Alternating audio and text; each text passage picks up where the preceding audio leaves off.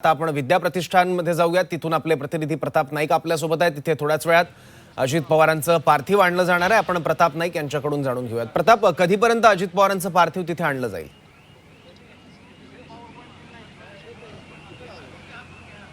साधारण हे पार्थिव जे आहे ते 10:30 ते 11 पर्यंत याच विद्या प्रतिष्ठानच्या ग्राउंडवर आणण्यात येईल। आपण पाहतो की विद्या प्रतिष्ठानची मुख्य बिल्डिंग जी आहे त्याच्याबरोबर समोरच्या बाजूला त्या ठिकाणी अंत्यसंस्काराची व्यवस्था पूर्ण करण्यात आलेली आहे। एकूणच आपण पाहतो की याच विद्या प्रतिष्ठानच्या पटांगणात दादांचे अनेक कार्यक्रम झालेले आहेत, पण बारामतीकरांना, महाराष्ट्राला याच प्रतिष्ठानच्या दारामध्ये दादांना अखेरचा निरोप द्यावा लागणार आहे। खरं तर आपण पाहतो की ती कशा प्रकारच्या प्रतिक्रिया व्यक्त होतात ते आपण पाहिलेलं आहे।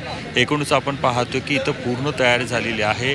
संपूर्ण पटांगण कालच भरलेलं होतं। आज तुडुंब होऊन या ठिकाणी आपण पाहतो की बारामतीच्या रस्त्यावर दादांचे कार्यकर्ते, दादांना मानणारा वर्ग आणि त्याचबरोबर मोठ्या संख्येनं दादांच्या प्रति आस्था, प्रेम असणारा, जिव्हाळा असणारी माणसे येणार आहेत। एकूणच आपण पाहतो की सकाळची वेळ आहे, म्हणजे दादा कुठंतरी कामानिमित्त येणार असतील अशा प्रकारची भावनासुद्धा इथल्या अनेकांनी व्यक्त केलेली आहे। एकूणच आपण पाहतोय की बारामतीमध्ये दादांचं काम सकाळी 6ला सुरू व्हायचं, तसंच काम महाराष्ट्रातल्या कुठल्याही शहरामध्ये या ठिकाणी सुरू व्हायचं।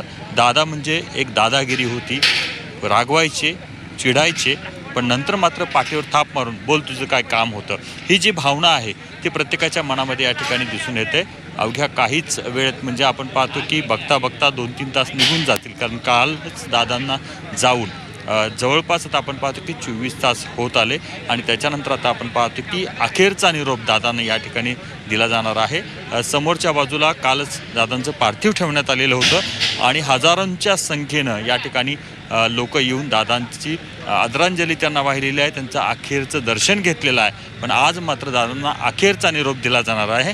हक्काचा, कामाचा माणूस आमच्यातून गेला अशा प्रकारची भावना प्रत्येकाच्या मनामध्ये आहे। तोच माणूस या ठिकाणी आपण पाहतो की डोळ्यामध्ये आसवा आणून दादांना अखेरचा निरोप देत असताना आपल्याला पाहायला मिळेल। एकूणच आपण पाहतो की दादागिरी जी आहे, वेगळ्या पद्धतीची दादागिरी।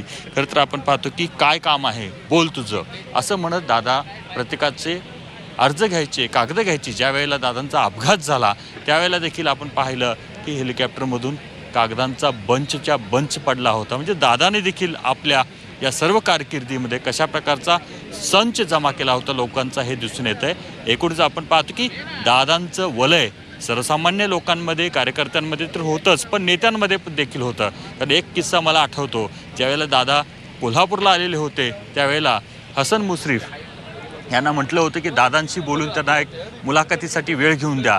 तर दादांनी सांगितलं होतं एखाद्या वेळेला शरद पवार साहेबांची मी वेळ घेऊन देऊ शकतो, पण दादांचं नाही, कारण दादांचं काम वेगळं आहे, तुम्ही थेट विचारा। म्हणजे याचा स्पष्ट अर्थ आहे की तिथं कुणाला मध्यस्थी नसायचा, थेट दादांकडे गेले की काम व्हायचा। असा वर्ग, असं दादाला मानणारा माणूस या ठिकाणी येणार आहे आणि आपल्या दादाला अखेरचा अलविदा करणार आहे।